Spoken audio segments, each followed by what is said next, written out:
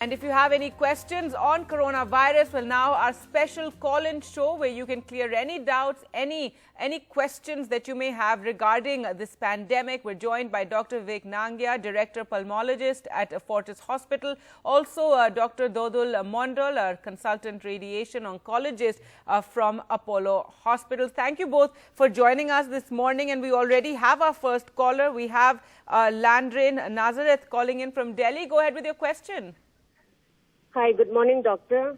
Good morning. Good morning. Doctor, my concern is with all the cases which we are hearing in India, 100 plus, but we just hear about, 10 recovery, 14 recovery. What about the others, doctor? All right, Dr. Nangia, if you can take that first. Yeah, so I think as far as reported, there have only been 2 deaths so far. Three And that deaths. too, both of them, 3 deaths, and both of them have been more than 60 years in age group. And not many patients have actually landed up in the ICU. They're basically having very mild to moderate illness.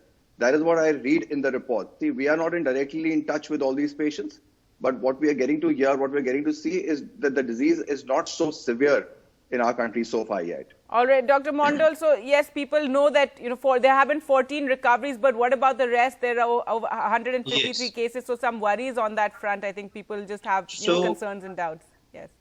So what happens when some infection starts, it also takes some time to get recovered completely. So maybe the other persons who have acquired this infection as of now, they're in the process of recovery. So maybe in coming few days, we'll get to know about them.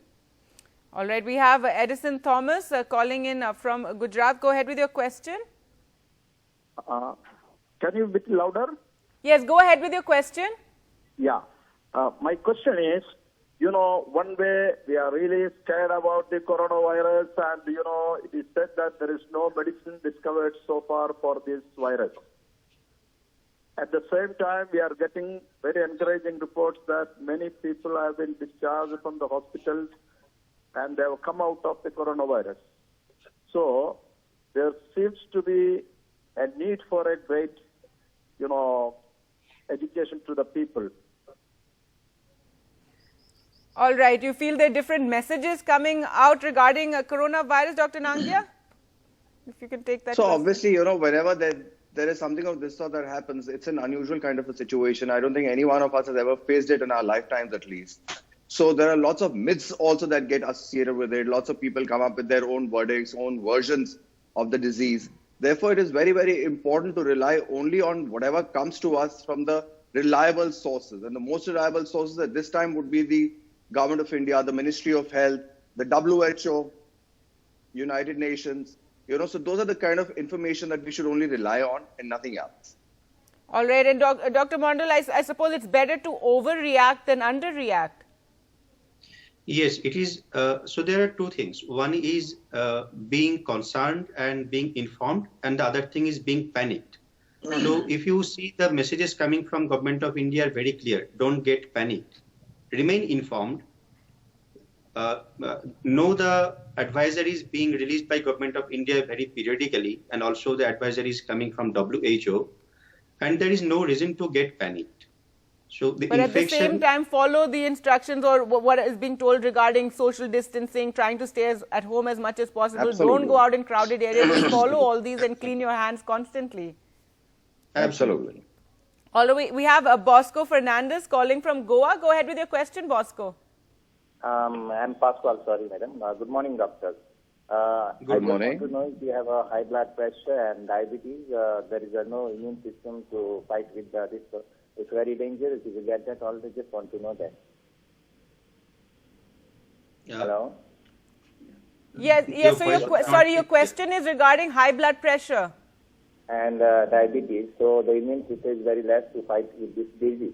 So just want to know, is this true or, All right. So, yes. So, Dr. Nangia, I think that these underlying conditions is something that is being talked about a lot, that, coronavirus by itself, many people can withstand, but it's when it's coupled with other issues that you may have is when it's a matter of worry.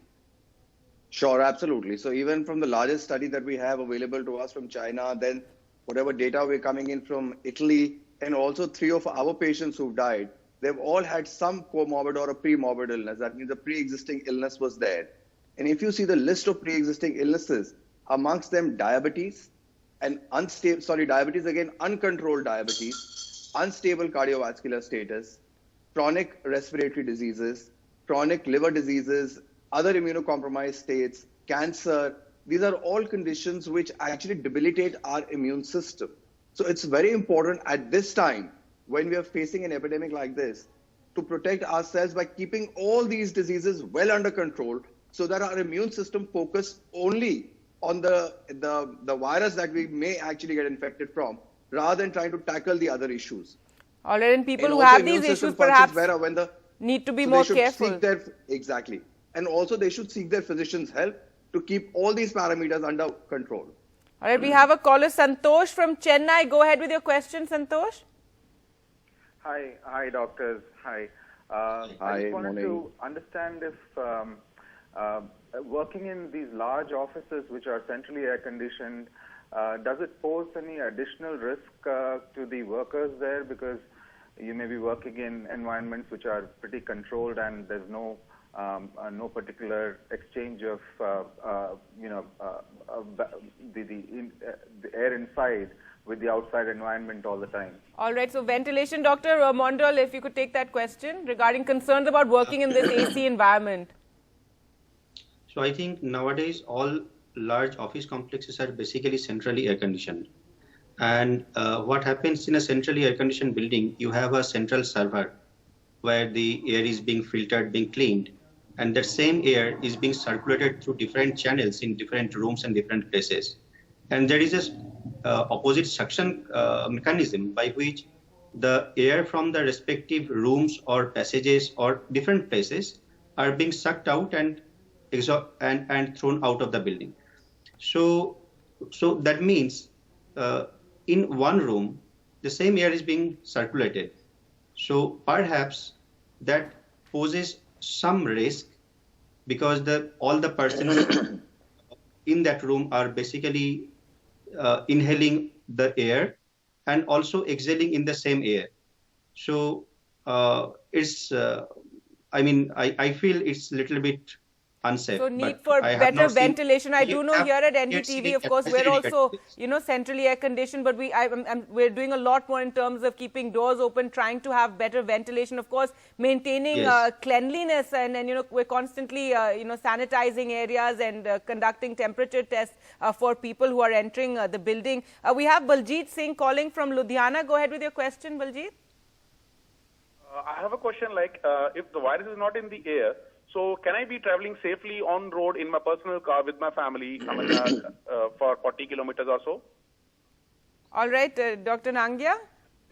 Yeah, I think that should not be a problem, because this is a travel which is inside a closed car, and it's only amongst people who are reliably, the antecedents are known that they're not suffering from any illness, then there's no issue. But if any one of them is actually suffering from a viral illness, cold, cough, then it's better to avoid travel, because then again, you're in confines of a car where the chances of exchange of infection is very, very likely there. All right, we have a caller from Mumbai. Rohit, go ahead with your question, Rohit. Yes, hi. Good morning, doctor. First of all, I'd like to thank the entire medical fraternity for, helping us out in this thing. And I just want to have a couple of questions I have. One is for kids, as adults, we understand, movement of hands, not touching the face. But the kids are usually, very prompt in doing all that. So one is that question. And second is that we stay in a area called Powai, and we have an isolation facility given in Marol and in Powai, which are very close to this thing. Is there any risk of people isolated in this? Because I've heard that around 25,000 passengers are coming from UAE and all that, and they'll be quarantined here. So is there any risk for this people traveling, this infection traveling to nearby areas like Powai, Andheri, and which are very crowded areas? All right, Dr. Mondal, first to you. Important question there regarding, of course, firstly, children. It's very difficult to control the children. Schools are shut, and I suppose a lot of anxious parents trying to discipline children and maintaining, hygiene at home, and and worries about a quarantine facility being in your neighborhood. Yeah, the first question regarding children is very much true. It's very difficult to control kids, actually. But still, there are age groups, different age groups of kids. Little bit older kids can be well trained, and they can definitely understand the situation better than the younger kids. So it's better to take care of the younger kids very meticulously, and at the same time teach the little bit older kids about the necessity of washing hands repeatedly, not to touch their face frequently. And regarding the second question, if you see the advisories right now, it has been circulated always that don't travel if you don't need it mandatorily. So please avoid travel to any places if you don't need it really. And quarantine facility, isolation facilities are definitely required. So you cannot avoid those things. So it's better you avoid those areas if you are not having any symptoms. All right, but okay, thanks for that, Dr. Nangia. But to have a quarantine facility in your area in Powai or whatever, it shouldn't be a matter of worry for people living in their neighborhoods, is it? No. So as long as they're maintaining that safe distance, the social distance that is being recommended these days of at least 6 feet when you're meeting somebody, and keeping their hands and maintaining their hand hygiene, not having frequent contact with the face. So I think there should not be a problem. And actually the responsibility lies more on the patient who's suffering with the illness. They need to stay away from everybody else. They need to be wearing proper masks. The masks need to be discarded properly every time and now whenever they get moist. And, so they need to fulfill their responsibility more than the neighbors, really.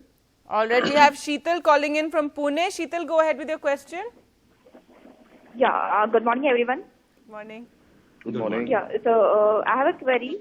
My father have fever from last 2 weeks, and in between he had fever for 2 days, and the fever here went away, but he have cough still. So shall we go for the coronavirus test? All right, and is there any travel history of going abroad or coming in contact with someone who's traveled abroad? No, we are from Pune actually, and there is no travel history. All right, Dr. Nangia? Yeah, so this is a question which is being very commonly asked now. People are just calling up, coming into the OPDs, I'm running fever. Could I be having COVID-19? So, we need to understand that there's a certain spectrum that the disease has. Fever, of course, is a predominant symptom, but along with fever, what is also important is breathlessness and a dry cough. So these are the 3 most common symptoms that are associated with COVID-19, with a history of travel or a history of contact with somebody who's traveled recently, or history of contact with somebody who's proven to be COVID-19 already. Those are the only situations where you would even want to consider testing. Otherwise, it could just be a common cold, common flu, even allergies. So there's a complete because this is anyway the flu season, so I'm sure both of you keep getting questions regarding, having people suffering with temperature and concerns because there's so much during this change of season, one gets a cough and a cold. We have Lobsang calling in from Dehradun. Go ahead with your question. My question is for Dr. Mondal, actually. Dr. Mondal, you just said that, we in an AC, air-conditioned room, the air is being circulated, and then that's more dangerous kind of thing. But I know that it's a kind of it's transmitted through droplets. So I was a little confused. Sorry? Is it airborne? Can you please repeat your question? Sure. You said it could be if you stay in an air-conditioned room, the air could be circulated again and again, and that could be more dangerous, right? Yeah. So I was wondering, is it airborne also? So definitely this coronavirus can be transmitted through air, and there are literature regarding that also, that it may be airborne. So it may remain in the air. That's something that has come up recently, isn't it? In the last 2 days, there are some sort of concerns regarding it being airborne because, till now we were told it's not airborne. So this, we're still waiting for more, and WHO has also been changing as it spreads and as we learn more about it, the various information coming from WHO has also been changing. what we all need to understand is that this virus is very new to all of us. No one knew this before this China Wuhan incidents. And now people are actually learning from different cases, different modes of transmissions and everything. And regarding this use of air conditioning, I don't think there is any reason to panic right now. I have yet to come across any advisory coming from any reliable organization that air condition actually increases the risk. So it's just I cannot say it with confidence. All right, but it's definitely better to be well ventilated. I think that's something that everybody has been talking about for a while. And there's this some studies in the US which talk about how it can survive for several hours in air particles. So again, as you said, it's an evolving study involving information that we're getting. Initially, we didn't even know it could transmit from human to human, and that initially when it first broke out in Wuhan. So it's all been a learning process, I think, for everybody. We have Jitesh calling in from Shillong. Go ahead with your question, Jitesh. Good morning, ma'am. Good morning, sir. Good morning. So up till now in Shillong, we are all safe. So my question is, what are the methods we follow when we are in self-quarantine? Because when I feel that I have such symptoms, what do I do? What do I do? What medication do I take? What do I do, ma'am? All right, Dr. Nangia. No, so as I understood, he's asking if there are symptoms, what should he do, right? Symptoms such as cough and cold and fever? Okay, so as I said again, let me just repeat this, that if somebody has fever, breathlessness, with a dry cough, with a history of travel or contact with somebody who's traveled abroad or is COVID-19 proven, that is when you would suspect this disease. Otherwise, you would not. If you have somebody with fever, just cough, lots of phlegm, it could just be common flu also. If there is itching in the eyes with running nose, then it could be just an allergy. So we need to remember all these different things.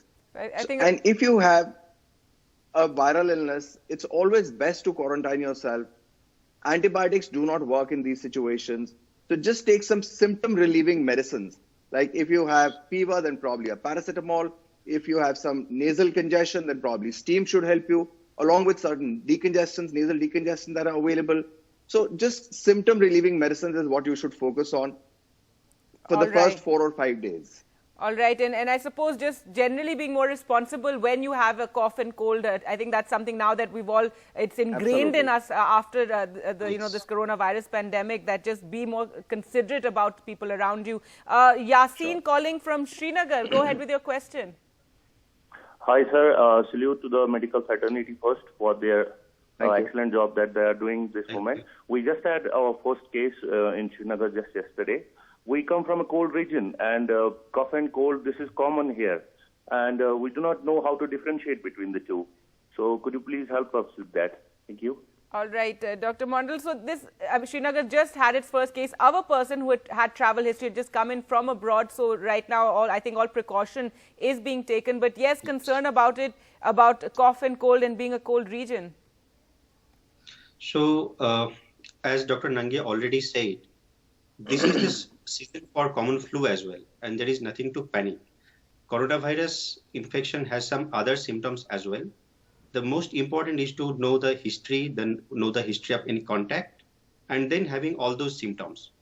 It's not only about having fever, then it has to be associated with dry cough, shortness of breath, and other symptoms.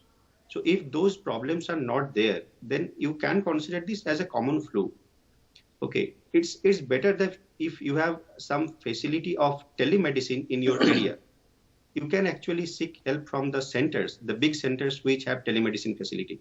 So if you know in India, the big academic institutions like AIIMS, PGI Chandigarh, so usually these big academic institutions have their telemedicine facility. So if someone is in doubt, they can try to contact those facilities and get their questions resolved. All right, and we're told again and again it's not in the community yet, and today we know the Prime Minister is going to be addressing the nation at 8 o'clock and talk more about various precautions one needs to take. Atul calling in from Kangra. Go ahead with your question, Atul. Hello. Yes, hello. Hello, Doctor. I would like to ask Dr. Lalit. Go ahead with your question. Ma'am, I would like to ask that if somebody is suffering from common flu or cold, so what are the chances during that phase he or she might get with come under attack with COVID-19. All right, Dr. Nange, again this question, and again we're talking about how this is the flu season, so lots of concerns given that so many symptoms are similar. Right. So, again, I think the question here is that if you have a common cold, are you more prone to catching COVID-19 infection? Well, the answer would be yes, because if you have a common cold, that's already compromising your immunity. So that means your immunity is not adequate to fight any other infection. So as it is, we know that when somebody has a severe cold and cough, they do land up with complications of secondary bacterial infections as well. So if you could have a secondary bacterial infection, you could well have a secondary viral infection also. So if you already have a common cold and cough, that is why it is very important to isolate yourself, follow cough etiquettes, take symptom relieving medicines, stay away from the public so that you don't catch any secondary infection anyway. And if you have any other pre-existing illness, keep that also well under check. Like diabetes, sugar should be well controlled, blood pressure should be well controlled. If you have asthma, you should be on proper inhalers and medicines to keep asthma under control. There's no harm in taking the vaccinations for the respiratory illnesses like flu and pneumonia. So I think this is the time where you could actually protect yourself from all these other infections as well. All right, and be responsible to those around you, because maybe you could withstand coronavirus, but be concerned about your elderly parents or others who perhaps will be more vulnerable.